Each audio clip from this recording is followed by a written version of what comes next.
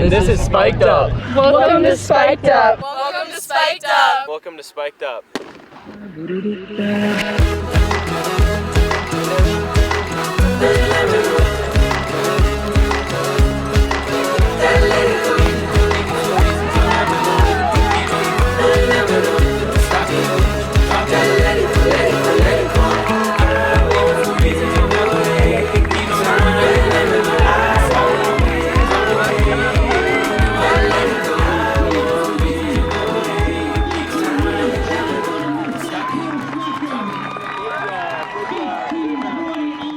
Hey there, Colorado cross country fans. Welcome to this week's edition of Spiked Up. As always, I'm Bobby Reyes, and I'm going to be your host. Now, another big week on the grass, another big week that saw some very impressive course records go down. But before we get to that, I just want to give a huge shout out to our sponsors at the Niwot Market.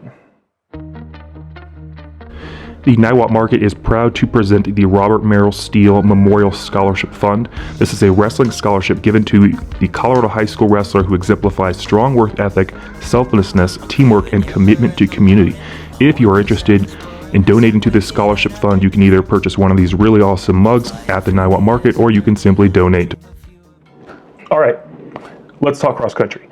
Because like I mentioned, plenty of big performances out on the course today, or this weekend, I mean. Before we get to the featured race of the week, we're going to run around the state here, and I'm going to talk about a few things that caught my eye. Starting on the western slope at the Panther Fest, it was Coleridge's Effie Fletcher dominated this one, 18 flat for the victory. On the boys' side, Eagle Valley's Dylan Blair won this one, running 15:35. Back on the front range at the Patamauto Classic, it was Cherokee Trail freshman Maddie Lang who won the girls' race. She ran 18:03 here, another impressive performance out of the freshman. Moving along to the Meat Stampede, another performance here, another impressive performance coming out of Peyton Manicky from Riverdale Ridge. Ran away with this run, 17:43 for the victory. And on the boys' side of the race, we saw Golden sophomore Jackson Ferguson continued his streak. He's now got 3 consecutive victories. He ran 15:53 for the win here. All right, let's talk course records, because 2 course records at Pat Patton went down, both by Mountain Vista runners, and both Mountain Vista runners were erasing former Mountain Vista runners' course records. It was a Vista Nation kind of day in Boulder. Starting on the boys' side, Ben Adams, domination. Within 200 meters, he was already several strides ahead. Business as usual for him. I mean, it was no playing around this time. You know, anyone who's raced Ben knows he likes to kick. This time he did. He actually took it from the start. Runs 15:10 to run a course record. Took down Benji Anderson's 15:13 course record from a year ago. And when I talked to Ben afterwards, he did mention the goal was to come in and run from the gun.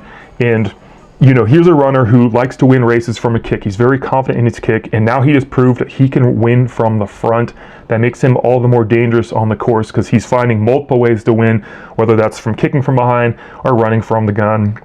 Ben Adams with the course record, super impressive performance. I wanted to break 15, which, you know, I got close. I'm happy with the race, but yeah, my goal was just to go out hard and like break it open from the start. I think I'm really good with my kick, but I'm trying to work on leading from the front and running by myself. So that was the goal today, and I'm pretty happy with how I did. I thought my first mile was great. I think I did slow down a little bit that second mile without anybody with me, and you know, that's something I was trying not to do, and I think that's probably why I couldn't get under 15.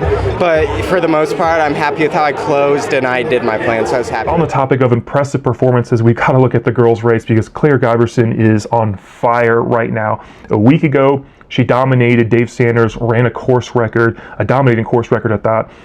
She did the same thing here again. It was deja vu, except this time she didn't run from the gun. She actually kind of sat around for maybe about a half mile. In the last 2.5 miles, she completely soloed the race, ran away from everyone, dominated the field.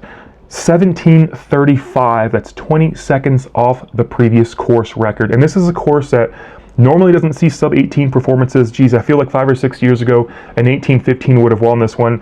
Now Claire has pushed the envelope. She's run 17:35 for a very impressive course record and yet another victory. And here we are, we're moving into October. This is the perfect time to catch fire.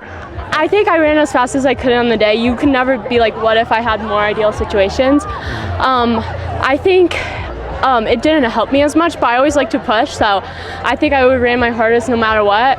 The nice thing about my teammate owning the course record is just knowing my coaches are really good at training us. So one more shout out I do want to give here is to the Boulder boys. They are for real. I was digging the Stop Boulder t-shirts that they were wearing before and after the race.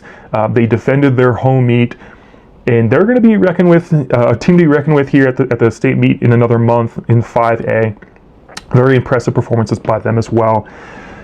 Oh, I got to catch my breath. We are rolling into championship season. The coming weeks are going to look a little different as meets start pulling to Fridays and Thursdays and away from Saturdays as we get closer to the 2025 Colorado State Cross Country Championships. So we're there. We're in the thick of it now. Plenty going on.